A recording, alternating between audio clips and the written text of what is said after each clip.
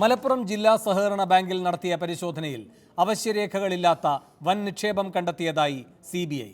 നിക്ഷേപത്തിന് അനുമതി നൽകിയ 5 ദിവസത്തിൽ 266 കോടി രൂപയാണ് ബാങ്കിൽ നിറഞ്ഞത്. എന്നാൽ നിക്ഷേപകരുടെ വിവരങ്ങൾ CBIക്ക് കൈമാറിയിട്ടുണ്ടെന്ന് ബാങ്ക് അധികൃതർ പറഞ്ഞു. മലപ്പുറം ജില്ലാ സഹകരണ ബാങ്കിലും മലപ്പുറത്തെ പ്രധാന ശാഖയിലും ഇന്നലെ നടത്തിയ പരിശോധനയിലാണ് നിക്ഷേപ വിവരങ്ങൾ CBIക്ക് ലഭിച്ചത്.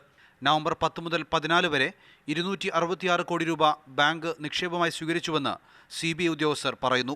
പ്രാഥമിക സഹകരണ സംഘങ്ങളും വ്യക്തികളുമാണ് തുക നിക്ഷേപിച്ചത്. എന്നാൽ നിക്ഷേപകരെ സംബന്ധിച്ച വിശദാംശങ്ങളോ ആവശ്യം വേണ്ട രേഖകളോ കണ്ടെത്താനായില്ലെന്ന് CBI ഉദ്യോഗസ്ഥർ പറയുന്നു. KYC ചട്ടങ്ങൾ പാലിച്ചിട്ടില്ലെന്നും CBI കണ്ടെത്തി.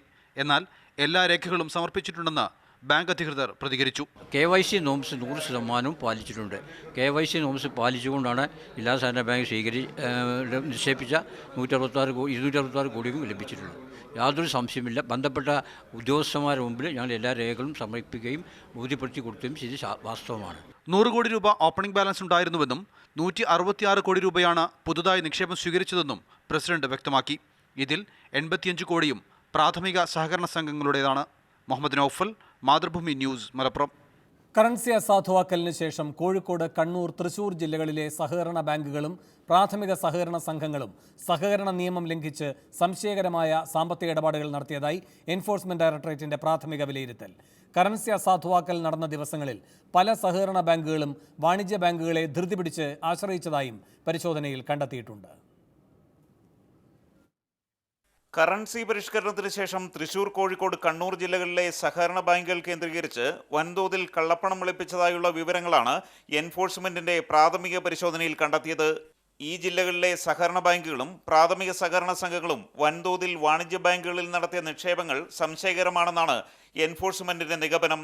നോട്ട് പിൻവലിക്കൽ വന്നതിന് ശേഷം പ്രാഥമിക സഹകരണ സംഘങ്ങൾ വാണിജ്യ ബാങ്കുകളിലേക്ക് ധൃതി പിടിച്ച് നിക്ഷേപങ്ങൾ കൈമാറിയതാണ് എൻഫോഴ്സ്മെന്റ് പ്രധാനമായും പരിശോധിക്കുന്നത്. ഇങ്ങനെയുള്ള കൈമാറ്റങ്ങളെക്കുറിച്ച് ജീവനക്കാർ എൻഫോഴ്സ്മെന്റ് ഉദ്യോഗസ്ഥർക്ക് നൽകിയ മറുപടിയും തൃപ്തികരമായിരുന്നില്ല. വ്യക്തമായ വിവരങ്ങളുടെ അടിസ്ഥാനത്തിലാണ് 3 ജില്ലകളിലും പരിശോധന നടത്തിയതെന്ന് കേരളത്തിന്റെ ചുമതലയുള്ള enforcement joint director John Kingsley Mathrubhumi ന്യൂസിനോട് പറഞ്ഞു. സഹകരണ നിയമം ലംഘിക്കപ്പെട്ടുവെന്ന് കണ്ടെത്തിയതിനാൽ സഹകരണ സംഘങ്ങളുടെ ചുമതലയുള്ള രജിസ്ട്രാറിന് അടിയന്തരമായി നോട്ടീസ് നൽകാനാണ് എൻഫോഴ്സ്മെന്റ് ഡയറക്ടറേറ്റിന്റെ തീരുമാനം. ഉറവിടം വ്യക്തമാക്കാത്ത നിക്ഷേപകർക്കെതിരെ കള്ളപ്പണം വെളുപ്പിക്കൽ നിരോധന നിയമപ്രകാരം കടുത്ത നടപടിക്കാണ് എൻഫോഴ്സ്മെന്റ് ഡയറക്ടറേറ്റിന്റെ ആലോചന. ബിജു പങ്കജ്, മാതൃഭൂമി ന്യൂസ്, കൊച്ചി. സഹകരണ ബാങ്കുകളിൽ നടക്കുന്ന റെയ്ഡിനെതിരെ സഹകരണ മന്ത്രി കടകംപള്ളി സുരേന്ദ്രൻ. രാഷ്ട്രീയ ലക്ഷ്യമാണ് റെയ്ഡിന് പിന്നിലുള്ളത്. തന്റെ രക്തത്തിന് വേണ്ടി BJP ദാഹിക്കുന്നുവെന്നും കടകംപള്ളി. പരിശോധന അസ്വാഭാവികമെന്ന് കോടിയേരി ബാലകൃഷ്ണൻ. ഇത് ന്യൂ ജനറേഷൻ ബാങ്കുകളെ സഹായിക്കാനാണെന്ന് കോടിയേരി പറഞ്ഞു. ഈ നോട്ടിൻ്റെ പ്രശ്നം വന്ന സന്ദർഭം മുതൽ തന്നെ രാഷ്ട്രീയ പ്രേരിതമായിട്ടാണ് കേരളത്തിലെ സഹകരണ പ്രസ്ഥാനത്തെ കൈകാര്യം ചെയ്യാനായിട്ട് കേന്ദ്ര ഗവൺമെൻറ്റും RBIയും കേന്ദ്ര ഗവൺമെൻറ് നിർദ്ദേശാനുസരണം തന്നെയാകണം RBIയും പരിശ്രമിച്ചത്. അത് തുടരുന്നു എന്നുള്ളത് മാത്രമേ ഉള്ളൂ.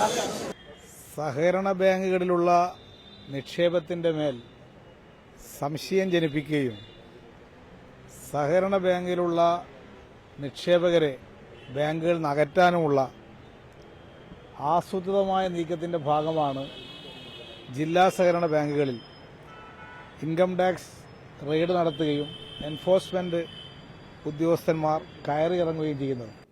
റെയ്ഡിന് പിന്നിലെ രഹസ്യമെന്ത് എന്നാണ് സൂപ്പർ പ്രൈം ടൈം ചർച്ച ചെയ്യുന്നത്. ഈ വിഷയത്തിൽ പ്രതികരിക്കാൻ BJP സംസ്ഥാന ജനറൽ സെക്രട്ടറി K. സുരേന്ദ്രൻ, ഇടതു സ്വതന്ത്രൻ ഡോക്ടർ സെബാസ്റ്റ്യൻ പോൾ, കോൺഗ്രസ് നേതാവ് K. ശിവദാസൻ നായർ, മലപ്പുറം ജില്ലാ സഹകരണ ബാങ്കിന്റെ പ്രതിനിധി